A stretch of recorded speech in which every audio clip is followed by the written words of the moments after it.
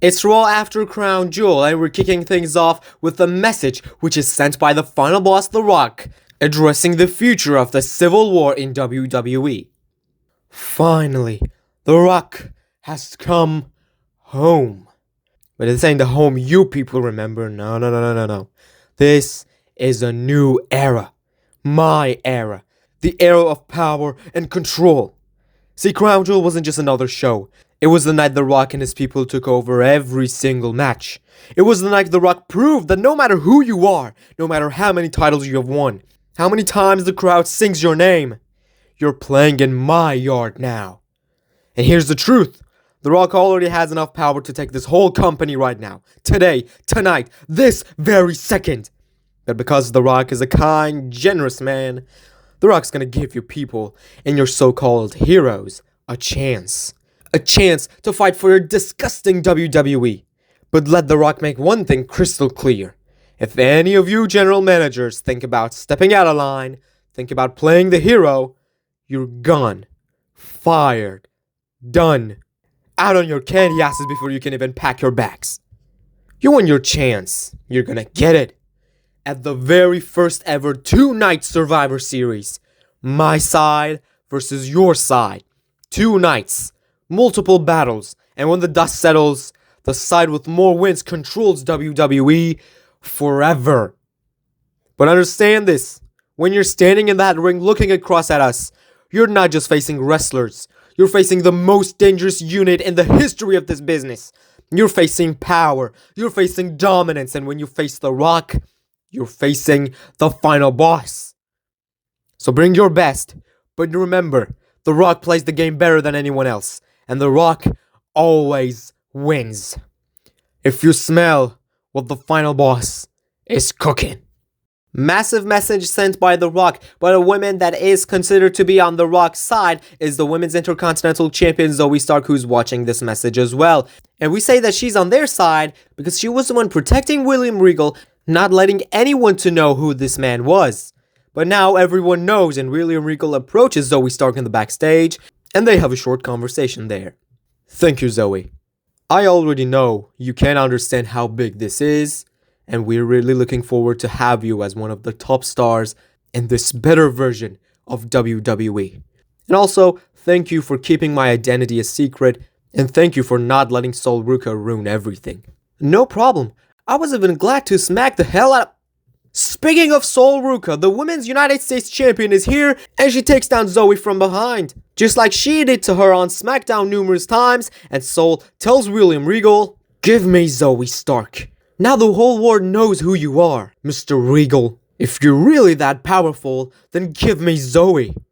You got it, kid. You don't need to scream this much. Yeah, good. I will even put my title on the line if needed. Zoe Stark is gradually getting back to her feet until she gets knocked out again by Sol Ruca, this time with a super kick. Sol leaves, and after Zoe got back to her feet again, she tells William Regal, "Hey, what the hell? You just gave her the match this easy?" We're still looking forward to bring Sol to our side.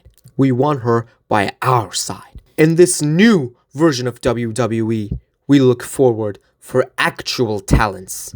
And also, if you want to be the top star, you gotta prove it, Zoe. We come out of backstage and we see Randy Orton and Karrion Kross throwing shots at one another in front of the stage. This rivalry got far more personal at Crown Jewel. There was a massive matchup between these two men in Saudi Arabia, where Randy Orton even attacked Scarlett, Karrion Kross's wife, and Karrion Kross wants revenge. He earned one of the biggest victories of his careers by defeating Randy Orton, but they are not done yet. The brawl gets in the middle of the ring as Randy Orton is calling for Karrion Kross until he's attacked by Karrion Kross's new ally, Omos. The Nigerian giant arrives and is manhandling Randy Orton until Randy's new friend Seth Rollins arrives with a steel chair in hand. He takes down Karrion Kross, and that gives the opening for Randy to recover. Seth and Randy work with each other to finally take down the big man until Karrion Kross arrives from behind again, but this time there's no Omos, as he's about to get stomped down to the mat, but Omos drags him out of the ring and saves him from being stomped. Then, as those two men are standing at ringside, Seth Rollins picks up a microphone and says, "You were two, we're two, let's have a tag team match tonight." Seth Rollins challenges them to a tag team match tonight, and the match is official. But as we move on, CM Punk, the best in the world, arrives through the crowd. He has a microphone in hand, and he's not looking happy. Until he drops some very important words. Hey, cut this music, please. Cut this music. I don't want to be disrespectful, but I want y'all to know, I'm pissed off. You know, I wasn't even supposed to be out here tonight. I wasn't supposed to have a match. I wasn't supposed to have a segment. Hell, according to them, I'm not even supposed to have a voice. But that's the thing about CM Punk. I don't wait for permission. I take a microphone, I take a seat, and I tell the truth. And the truth is, there's a cancer in this company. His name is The Rock. Or it could be Ava. It could be William Regal. Whatever little army of family and some lapdogs they've been putting together. They've been playing chess while the rest of you have playing tic-tac-toe. Suspicious attacks, matches mysteriously changed, opportunities disappearing. Kinda like my opportunities, right? I was supposed to be in the World Heavyweight Championship tournament weeks ago, and as the best in the world, I have earned this opportunity to be in the tournament, but no, I'm robbed. You think I didn't notice? Every time there's a big moment, a title match, a main event, something magically happens to keep me out of it? They say, Punk's not cleared. Punk's not booked. Punk's not the right fit for the storyline. Yeah, tell me that again when Dwayne's cousins are main eventing every show. One of them tonight has the final match against Gunther, huh? Speaking of the final boss, we will get to you when the time comes. Thank you for giving us the chance to shut you up once and for all on Survivor Series, but for now, we're gonna talk about Triple H. But no Triple H, no Hunter. This is Phil talking to Paul, the so-called Chief Content Officer. God damn you, you told me that CM Punk is the main event. You've got CM Punk, being the top star, representing this great sport. But what do? And while you've been busy doing all those things in your office, The Rock has been taking over your company. This is not a warning. This is a spoiler. Because sometime down the road, you're not going to be in charge anymore, just like they kicked out Shawn Michaels in NXT. You haven't lifted a finger. Maybe you're scared. Maybe you're just waiting for the movie star to shake your hand and give you a part in one of his movies, huh? I'm not waiting. I'm not on anybody's side. I'm on the side that gives me what I deserve. I'm on the side that gives people what they deserve. Definitely The Rock's side is not the side. And Triple H, Paul Levesque, maybe your side is not the good side that we think it is. Whether it is like this, or you decide to do something to finally change my mind. Here's what's gonna happen. Rock, your war. I'm in it, whether you like it or not. Triple H, do your damn job or get out of the way.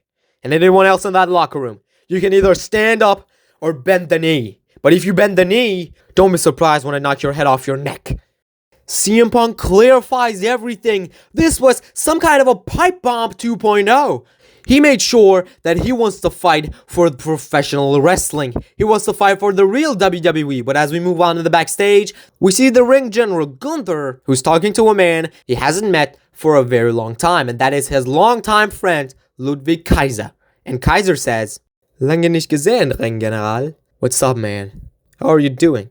Thanks, everything's going on well. At least tonight I'm gonna punch my ticket to Survivor Series for the World Heavyweight Championship. That's great, and I've got some good news for you. William Regal, we know him. He's a great man, and he's brought his greatness to this whole situation as well. I talked to him, and he told me to tell you that he has banned the MFTs from ringside tonight. So it's just you, it's just solo, one-on-one, winner gets brawn at Survivor Series. I don't need to mention, but I asked him to do that because I wanted to know, is he still great? And I found out that he's greater than ever. Thank you, Ludwig. That means a lot to me. But I don't like what they're doing. How they started to invade this company, this is not the way. Maybe I have a different opinion, because this company is the place that I'm actually able to climb my way to the top because I'm great. So that means if any other person is great as well, they can climb their mountain to the top as well. So I don't get it. Why are they doing this? And we should just wait and see what happens next. We can wait, Gunther. We can also help them win the war. Are you gonna join them, Ludwig? No, at least not for now, but... Anyway, good luck in your match tonight. Viel Erfolg. Gunther walks past Ludwig Kaiser and makes his way to the ring for the finals of the World Heavyweight Champion #1 Contenders Tournament against Solo Sikoa, and he manages to tap Solo Sikoa out and get his match at Survivor Series for the World Heavyweight Championship against Braun Breaker. But it's the post-match segment that is interesting because William Regal is walking down the ramp as he has some words for Gunther. Congratulations, the ring general. I think our common friends have told you that I did you a favor and banned the MFTs from ringside. Congratulations, you're gonna face Braun Breaker at Survivor Series. I just wanted you to know that we are taking over. I had the power to do this. We all have the power to do what is best for business. What was best for tonight's business was to have a fair one-on-one match between you and Solo Sikoa, and that's what happened. But we know that we had many unfair situations and conditions before. That's not gonna happen anymore. But there's one thing you need to do, and that is to join us. And we're waiting for you. Braun Breaker has already made the right decision. So he's your opponent at Survivor Series, and that fair one-on-one match you had tonight can happen at Survivor Series as well. And now, the ball is in your court, Ring General. You get to decide. You get to choose.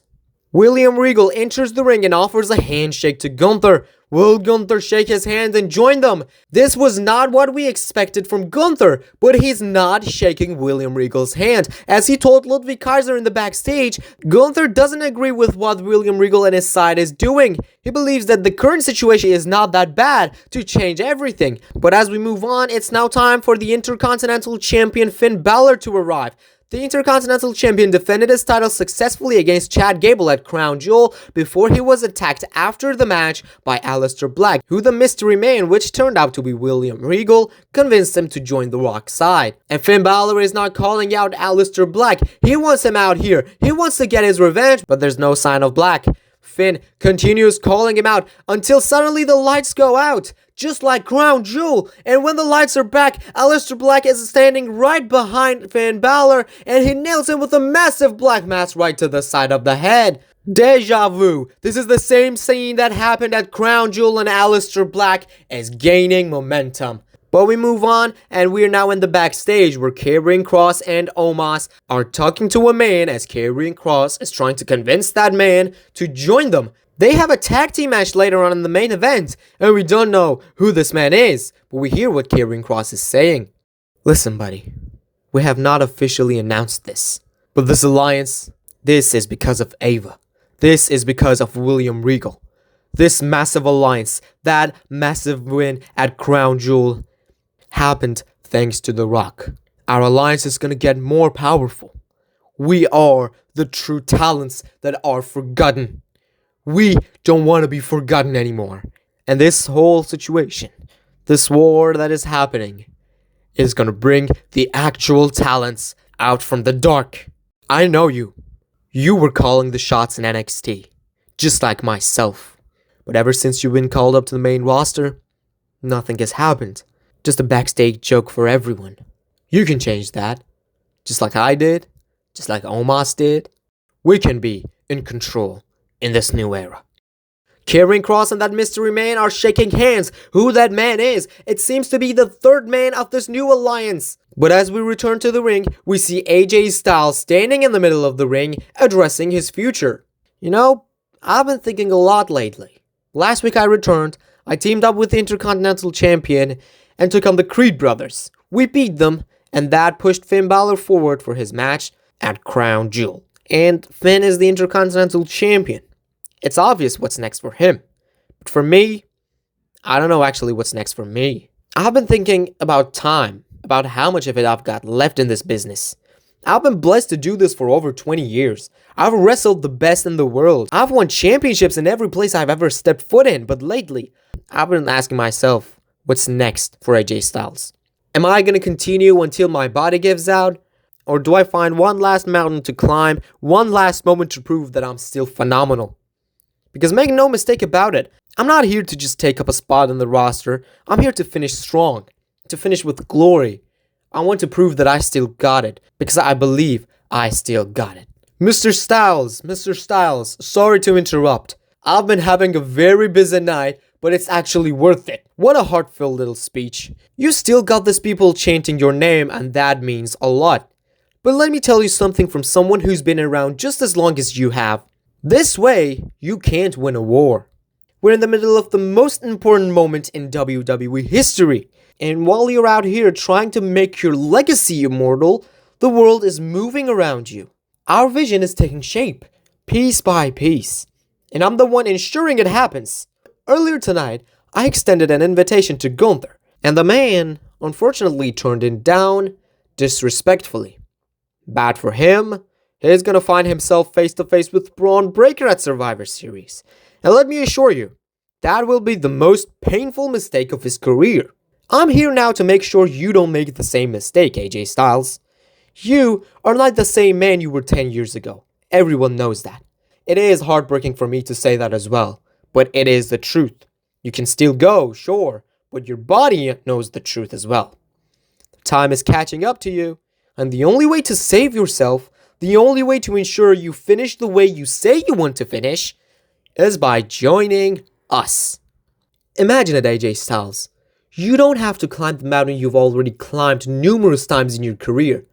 This time, if you want it one last time, we can call it, someone else can put you at the top of the mountain. Respected, protected, and rewarded. Regal, listen, I've heard a lot of these in my career. Some of them even made sense. You sound like you're trying to scare me into it. That ain't gonna work. I don't care if you've got The Rock, Braun Breaker, or whoever else. I've made my career standing on my own 2 feet. I climbed the mountain every single time. I don't want somebody to put me at the top of the mountain. So if you came out here thinking that I would easily accept your offer because I may not have much time left, you came to the wrong man. But sooner or later, you will realize that I was right. You should be thankful that you are a respectful person, unlike Gunther. Because Gunther, if he even wants to, we are not going to accept him here. But your case is different. As you are a living legend, as you are a respectful man, I'm still right here, waiting. Well, if this is the case, I think you should stand here until the sunrise because I'm not accepting your offer.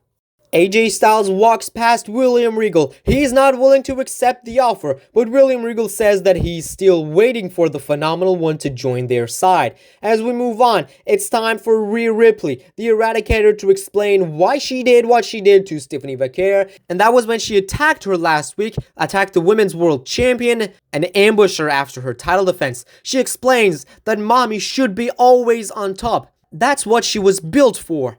And it's been a very long time that she hasn't been on top, so she joins the side that pays attention to actual greatness, and she wants to get back on top as soon as possible. She also tells everyone that she has her sights on the Women's World Championship and the champion herself, Stephanie Vaquer, but now it's time for the main event of the show, where Seth Rollins and Randy Orton are facing Karrion Kross and Omos. At some point when the fight gets outside, Randy Orton and Seth Rollins are trying to take out Omos at ringside, and they're successful to finally do that in a 2-on-1 situation, where then the legal competitor Seth Rollins returns to the ring and buckle bombs Karrion Kross into the turnbuckles. He follows it up with a stomp and tags Randy Orton in to finally finish things off.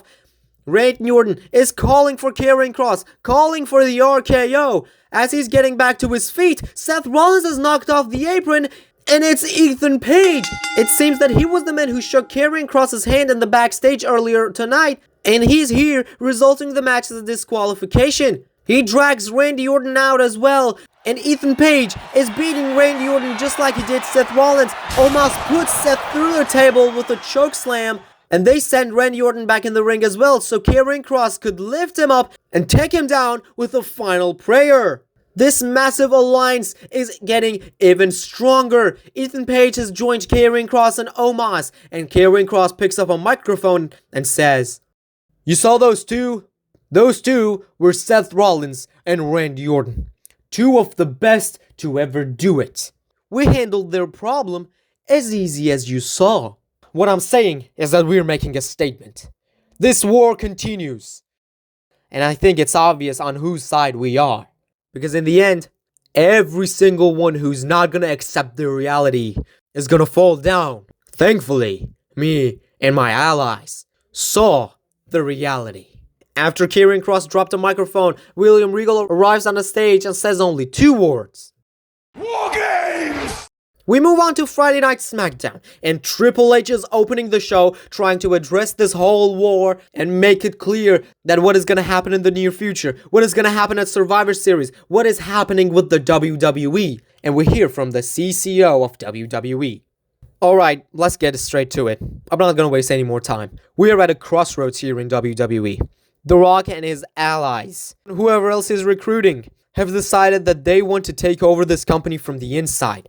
They've interfered in matches, manipulated championship opportunities, and made a mockery of the rules we have in place. And at Crown Jewel, they crossed the line.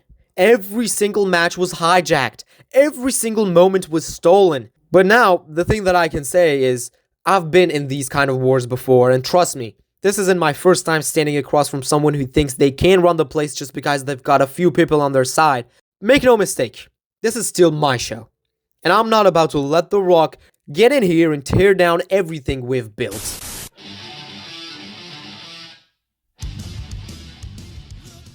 So this is your big response, huh? You're gonna stand here and give us the state of WWE address while The Rock's crew runs the place into the ground. You're talking about not letting him tear down what you've built, Hunter. Newsflash, he already has. You were in wars before, sure, but you were the guy swinging the sledgehammer, taking the fight to the other side. I know you can't fight yourself right now, but you can still have the fighting spirit motivating some young guys to fight against this rebellion, can't you? But what I see, you're just standing here talking. Where's the action? Where's the fire? Or have you traded the sledgehammer spirit for some big advertisement checks on your office desk? You're done, punk. Not even close. While you're up here delivering speeches, they're gaining momentum. You're giving them space, you're giving them time, and you're giving them exactly what they want. No one is stopping them.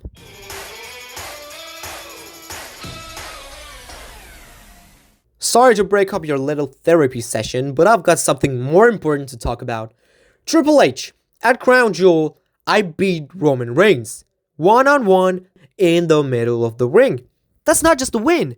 That's the biggest win of my career, and that means I deserve an undisputed WWE Championship match, and I want it made official tonight. And who better than the CCO himself to make this match official?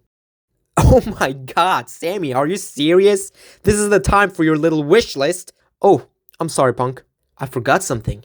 Last week, I did something you never did. I beat Roman Reigns 1-on-1. And I think Triple H never did it either. You're acting stupid, Sammy. There's a war going on, you're worried about yourself. I'm not calling you selfish. You may be deserved of the Undisputed Championship match, but this is stupid. Suddenly, we see Roman Reigns entering the ring and is coming after Sami Zayn. He's not done with Zayn, and he nails him with the Superman punch. Then, he confronts CM Punk. He's face to face with the best in the world, with Triple H in the background. This is massive, but before they could do anything... Look at this, the best in the world, the tribal chief and the chief content officer all in one ring. The star power is maximized here, so I guess this scene just needed me to become the biggest picture in WWE history. But forget that. You're all here crying about The Rock like it's the end of the world. Just forget it. Punk, you're talking about right and wrong. Let's cut the crap. It's obvious which side is better. It's obvious which side is smarter. And it's obvious which side is gonna win a Survivor Series. My side. The Rock's side. While you're out here arguing, we're taking over. And there's nothing you can do to stop it. As Punk is trying to respond, we see the Hooded Man attacking Roman Reigns again. Roman Reigns is attacked again by the Hooded Man who attacked him at Crown Jewel. Logan Paul drags CM Punk out of the ring as well, and the Hooded Man is decimating Roman Reigns. Logan Paul and CM Punk are fighting each other out of the scene. But in the middle of the ring, the Hooded Man has taken down Roman Reigns. Triple H screams, "Who the hell are you?" But instead of answers, Triple H gets a chokeslam by the Hooded Man. He's not definitely in the condition of being attacked, but the Hooded Man, who's definitely on the Rock's side, is not paying attention to any of these. He clears the announce table and he delivers another chokeslam, this time through the announce table. What the hell is going on? People can't believe what they're seeing. A crazy scene to open SmackDown with, but as we move on, we have some other business to handle as well. In the backstage, we have the newest superstar of SmackDown, Ilya Dragunov, talking to Nick Aldis as he wants his debut match next week on SmackDown. And as Nick Aldis is planning to make that official, Ilya Dragunov is super kicked in the head from behind by Jimmy Uso. And Jimmy says, "Next time, think twice about attacking me from behind." Jimmy, what the hell are you doing? We were having a conversation. And the conversation was about his debut match, right? Put me as his opponent next week, so I could teach him he shouldn't attack Jimmy Uso from behind. Jimmy Uso leaves, and Ilya Dragunov gets back to his feet, and Nick Aldis asks Ilya Dragunov, Ilya, I'm sorry, but were you actually the man who attacked Jimmy Uso? Of course not. Of course I wasn't. But if he wants to fight, then we can fight. Just do what he said. Make it official for next week, please. It's a great idea, I guess. Then it's official. The match is official for next week, Ilya Dragunov versus Jimmy Uso. But now it's time for a one-on-one matchup between Nathan Frazer and Alex Shelley. A massive rivalry has been continuing between the World Tag Team Champions and the WWE Tag Team Champions. And after a 5-star matchup, at some point, Chris Sabin is trying to pass a steel chair to Alex Shelley, but Axiom is not letting him. He tosses him into the announce table, and he goes on the apron to deliver a massive springboard moonsault to take down Chris Sabin. In the middle of the ring, Alex Shelley is trying to take down Nathan Frazer, but Nathan delivers a dropkick right to his knee and follows it up with the springboard moonsault to put him in position for a massive Phoenix splash off the top rope, which gives him the victory. A big victory against Alex Shelley, as the rivalry between these two teams continues. But next, it's time for Jade Cargill to arrive. The Storm has arrived as she was betrayed by Bianca Belair at Crown Jewel, and she wants answers. She's here calling out Bianca Belair. She wants her to give her answers that why did she do that? But instead,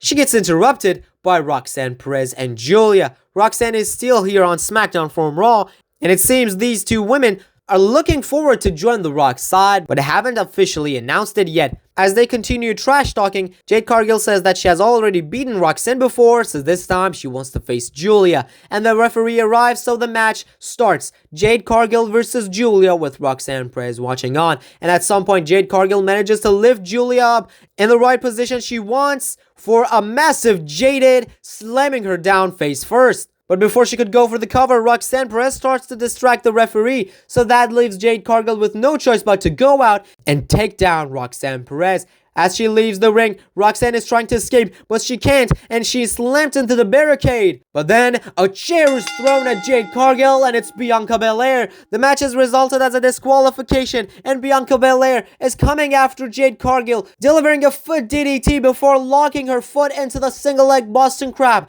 Bianca attacked Jade again, just like she did at Crown Jewel, and this time, she's using the steel chair to slam it right on the foot of Jade Cargill. Bianca Belair is trying to inflict injury, and when she inflicted as much damage as possible, she leaves the scene. But a woman who managed to escape from this fight between Jade Cargill and Bianca Belair is the WWE Women's Champion Naomi, who has some words and some announcements to make.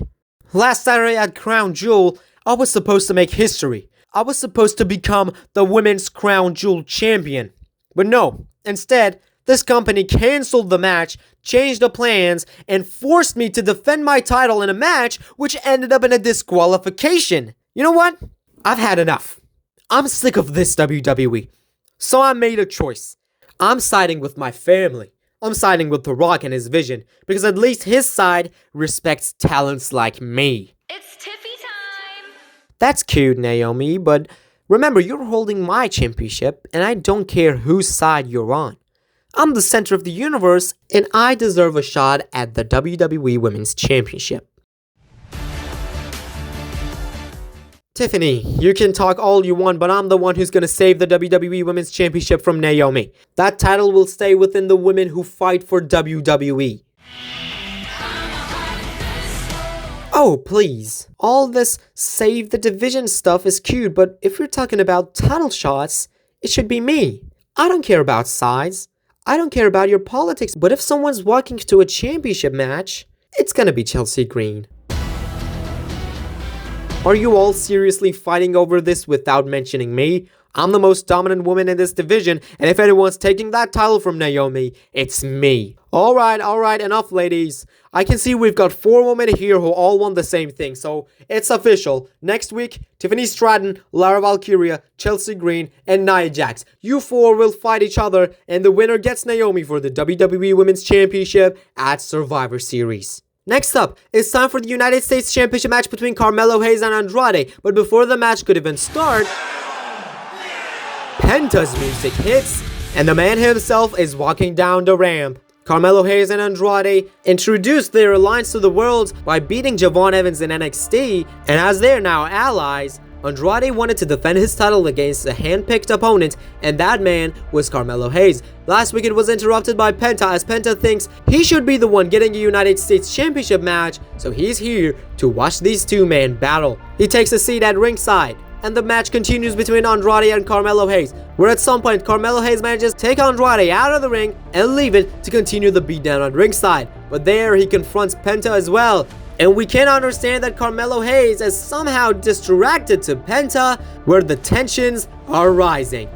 As these 2 men are arguing with each other at ringside, Andrade runs, which Carmelo dodges, and he collides with Penta. So Carmelo Hayes successfully managed to survive this collision. He sends Andrade back in the ring, and we see Penta down at ringside because of Andrade and of course Carmelo Hayes. And Melo climbs the ropes. He wants a nothing but net. He may become a 2-time United States champion, but Andrade catches him with a massive powerbomb. He's now calling for Carmelo Hayes. He wants the message to end this once and for all, where Penta arrives with a Mexican destroyer to resolve this match as a disqualification as well. And Andrade, who's pissed off as his match is ruined, dropkicks Penta, sends him out of the ring, and punches him brutally at ringside. He sends him back in the ring, and he tells Carmelo Hayes to climb the ropes. They were fighting for the United States Championship, but they're still allies. And Carmelo does climb the ropes. Is this going to be finally the moment?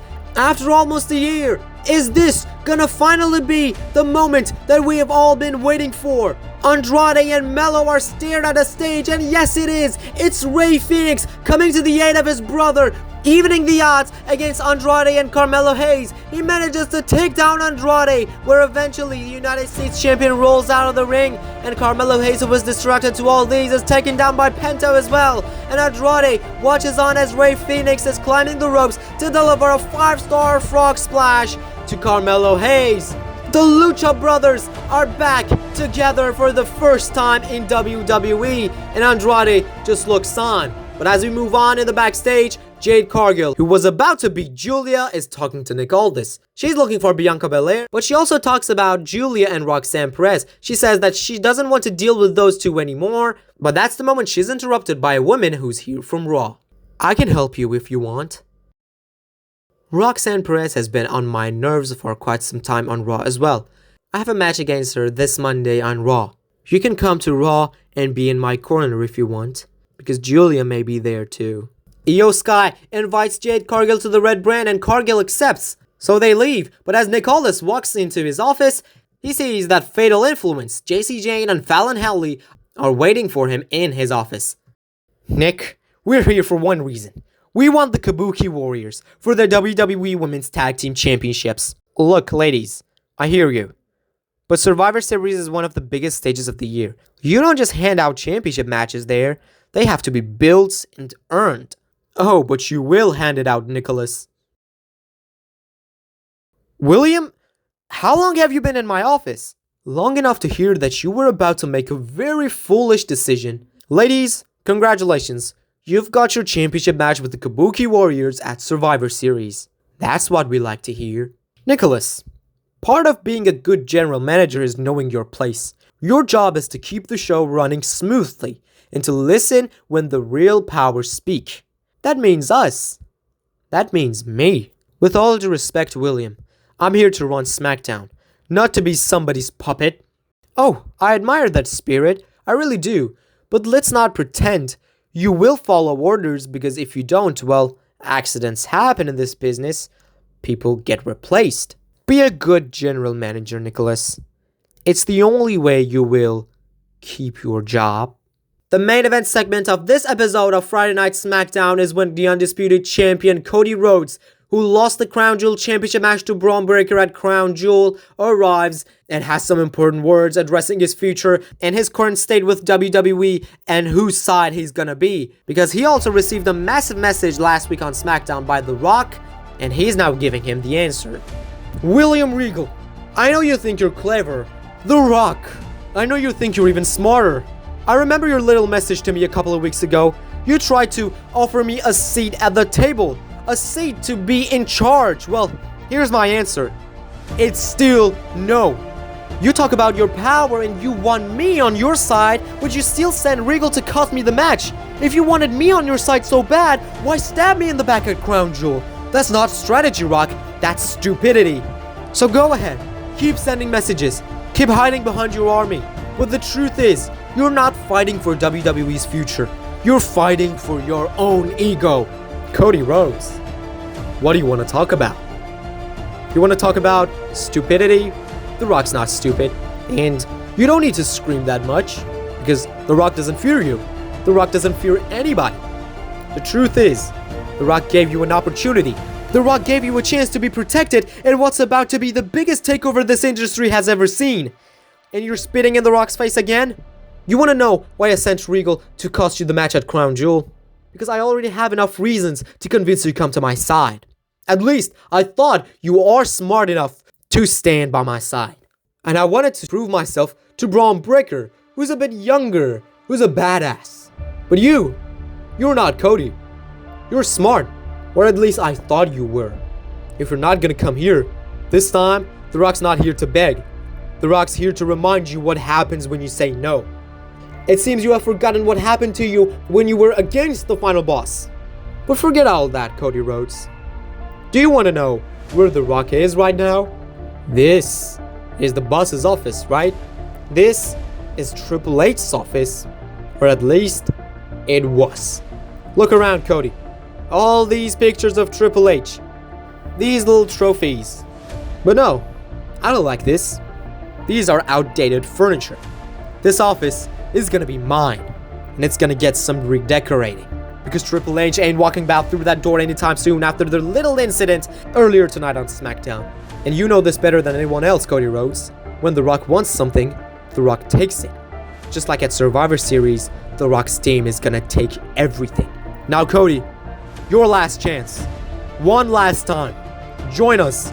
Stand on the right side of history, or get crushed under it. If the entire world is gonna be by your side and I'm gonna be alone, still, I'm not joining you. The Rock knew you would say that, which is why The Rock already found his chosen one.